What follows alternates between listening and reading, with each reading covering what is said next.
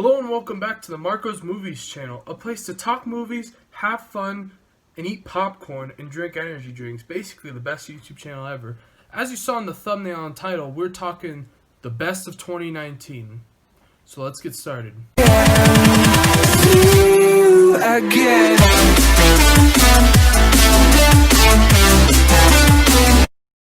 2019 was overall one of the better years of movies for me personally, and I think just in general, in terms of direction, how good movies were. From indie movies getting shot with 100-year-old lenses to a movie getting directed to make it look like it's a one-shot war movie, it was a great year for movie in my opinion.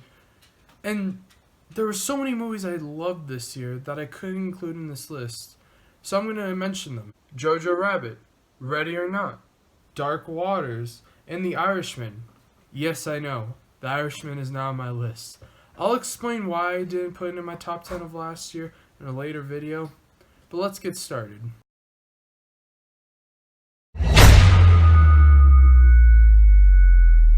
My number 10 movie is going to go to, bam, Avengers Endgame. Now, if you would have told me a year or two ago that the year after Infinity War was only going to be my number 10 movie of this year, I would probably be disappointed that it would be that low on the list. But realistically, this was a pretty solid sequel to Infinity War. I really enjoyed this movie. The major flaws I had with the movie are in terms of the Hulk and the Big Lebowski kind of scene thing. I actually enjoyed Thor being the Big Lebowski, but I think it went a little bit too far. And Hulk being Professor Hulk, I like Hulk being Professor Hulk, but I wish he still had a little bit of the smash in him, if you know what I mean. He got a little bit of it in the end of the movie, but it was when his arm was all effed up, and yeah, I just didn't really enjoy seeing Hulk that late in the movie. That's really the only flaws I have with this film. Other than that, go check out Endgame. And this was probably the fastest 3-hour movie I've ever watched. I was not bored for a single second. Now, I do also think that the script was a little lazy written in this.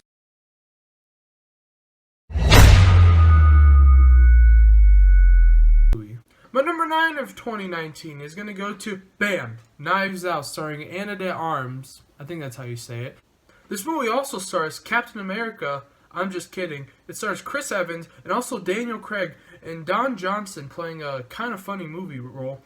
This is honestly maybe the best mystery movie of all time, arguably. You can make an argument. I really like the movie Clue as well. You know this movie got a lot of its inspiration from that.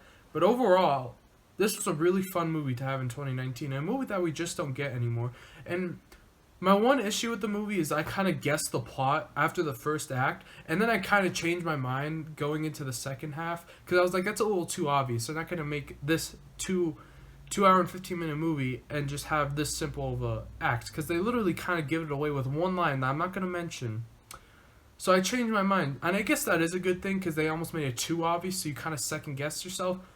But overall, very solid movie. My number 8 movie of 2019 is going to go to, bam, Dr. Sleep. Now, I debated putting Knives Out and even Endgame over this, but this was one of the first movies I saw this year that kind of got me motivated to start this channel. This movie stars Ewan McGregor and Rebecca Ferguson. I think that's how you say Ferguson. I'm not great with names. What I really love about this movie is it's just an overall solid sequel to The Shining. Of course, it's not going to be as amazing and as great as The Shining, but I overall think they did a really solid job continuing the story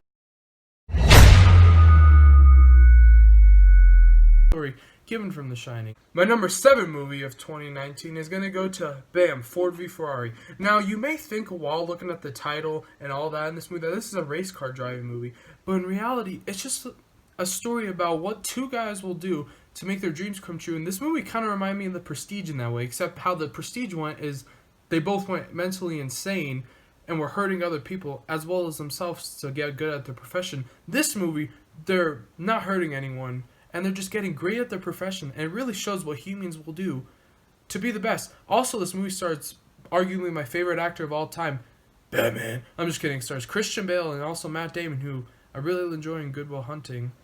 And overall, this is a really solid movie, and I'm really happy it actually won 2 Oscars.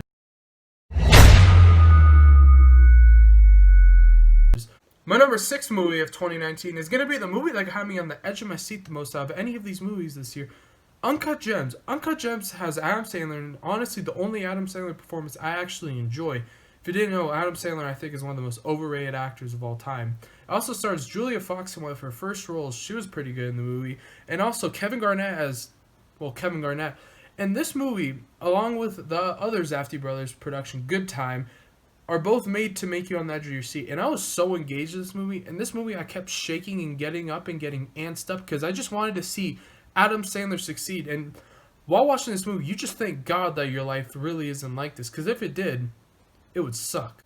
Before I give you my top 5 movies of last year, if you guys are enjoying this video, make sure you click that subscribe button, turn on the notifications, or else Bigfoot is going to come eat you tonight. This channel is full of other movie reviews, first reactions, and movie talks, and top 10s and rankings, and it's going to be an amazing channel. So please hit that subscribe button, and leave a comment down below. What was your favorite movie of 2019? Now let's get back into the video.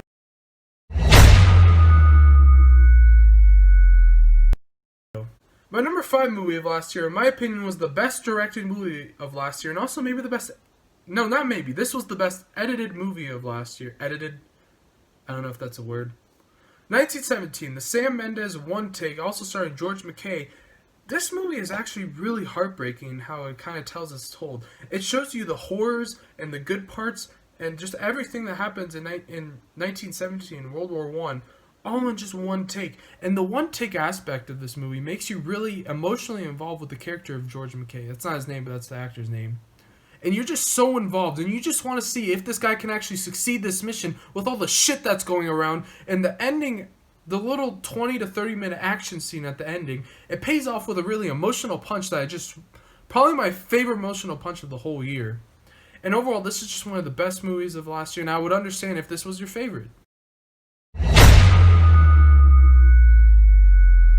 Coming in on my number 4 position is going to be a movie that I didn't really know I needed last year, or a movie that I didn't even know I wanted, but after seeing it, I realized how much I love these movies, truly, and it's going to go to The Lighthouse. Lighthouse stars Robert Pattinson and Willem Dafoe. By the way, Willem Dafoe is my personal most underrated actor of all time.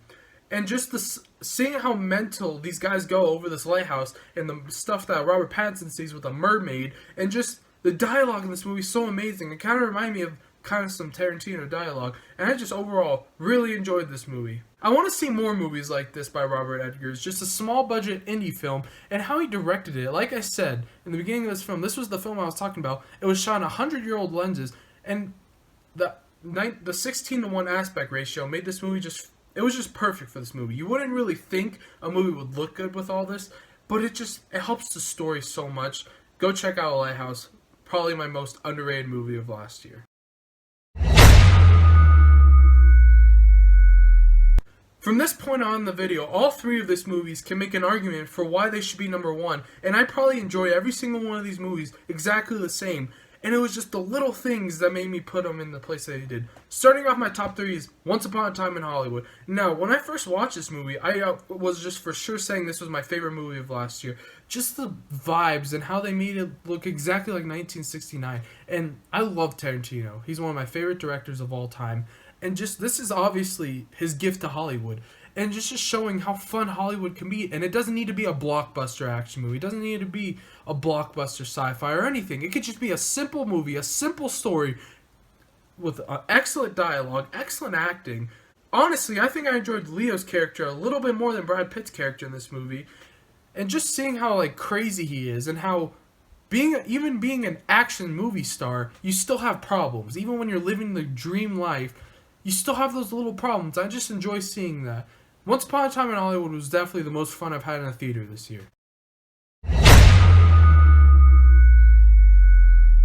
Coming in on my number 2 spot is a movie that I see a lot of YouTubers putting at number 1, but I just couldn't live with myself putting the movie I have at number 1 and number 2 and this over.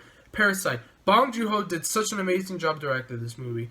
If it wasn't for 1917, this would probably be by far the best directed movie of the year, alongside Ford vs. Ferrari. But like I said, Bong Joon-ho, the directing is just so perfect, and the shots and just the little shots that you wouldn't notice in this film make such an emotional impact.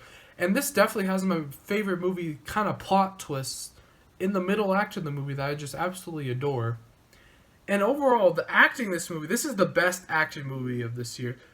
And I just really loved this movie. This was such an excellent movie. And the number 1 thing I could say about this movie is there's subtitles in this movie, but about 20 minutes into the movie, they just disappear, and you can literally turn them off and understand what's going on. And that's something that most movies can't do, and this 100% deserved all the Oscar hype that they got.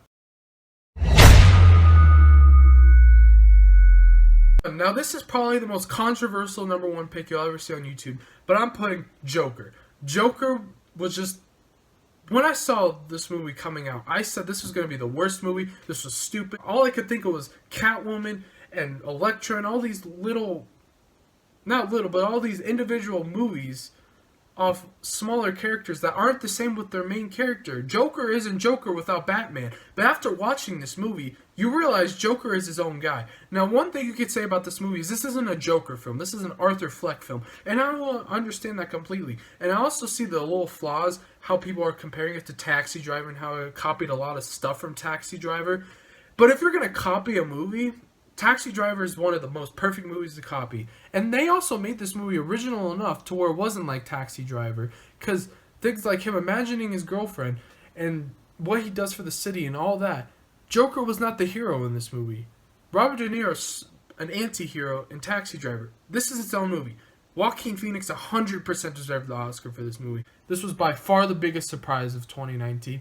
And I've watched this movie about 7 times since I watched it in theaters. As soon as it came out on Blu-ray, I bought it. I have the Blu-ray, 4K, and DVD copy of this movie. That's how much I love this movie. And while in a couple years this might not still be my number one, right now I just have to put it. Joaquin Phoenix, this is by far my favorite Joaquin performance. Besides maybe Her or The Master, go check out the Joker. So there you go. There's my top 10 movies of 2019, plus a few honorable mentions at the beginning of this video. And by the way, this is the for sure objective list. There's no other list that counts. I'm just kidding. This is all opinion. This is all my opinion. These are the movies I enjoyed the most.